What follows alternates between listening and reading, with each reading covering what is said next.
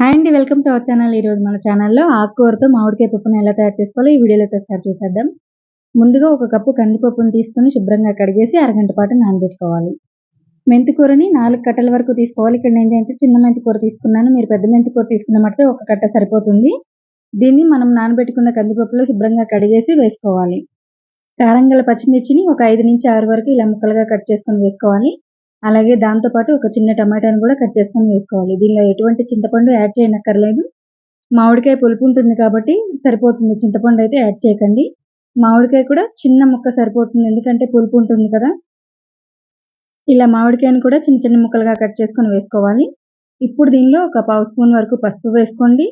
అలాగే స్పూన్ వరకు కారం వేసుకోవాలి. దీంతో పాటు కట్ చేసుకున్న ఉల్లిపాయను ఒకటి వేసుకోండి.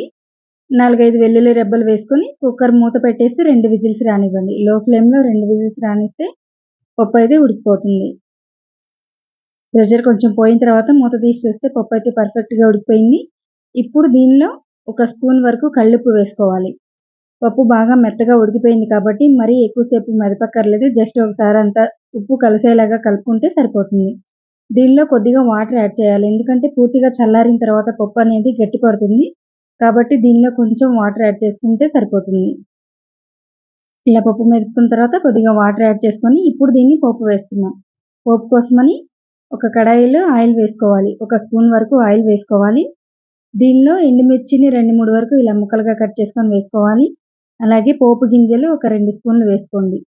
దాంతోపాటు పావు స్పూన్ ఇంగువ వేసుకోండి. ఇంగువ పప్పు, పప్పుచారు, సాంబార్ ఇలాంటి వాటిలో ఖచ్చితంగా వాడడానికైతే ట్రై చేయండి. గ్యాస్ట్రిక్ ప్రాబ్లం ఉండదు. ఇవన్నీ వేసుకున్న తర్వాత 2 రెబ్బల కరివేపాకును కూడా వేసుకోవాలి. తాలింపు వేగిన తర్వాత ఈ తాలింపుని మనం ముందుగానే రెడీ చేసుకున్న పప్పులో వేసుకొని ఒకసారి అంతా కలుపుకోవాలి. ఈ పప్పుని డైట్ చేసేవాళ్ళు కూడా నిరభ్యంతరంగా తినొచ్చు. డైట్ చేసేవాళ్ళు సీజనల్‌గా వచ్చేవి అన్నీ మిస్ అవుతున్నామనే ఫీలింగ్ లేకుండా అన్నీ వండుకొని లిమిటెడ్ క్వాంటిటీలో తింటే ఈజీగా వెయిట్ లాస్ అవుతారు. ఏమి ఇబ్బంది ఉండదు. ఇలా మొత్తం అంతా కలుపుకున్న తర్వాత ఫైనల్‌గా కొత్తిమీర వేసుకుంటే టేస్టీగా ఉండే మెంతికూర మామిడికాయ పప్పు అయితే రెడీ అయిపోతుంది. ఇదైతే చాలా టేస్టీగా ఉంటుంది. ఒకసారి అయితే తప్పకుండా ట్రై చేయండి. మరిన్ని టేస్టీ రెసిపీస్ కోసం please subscribe to my channel.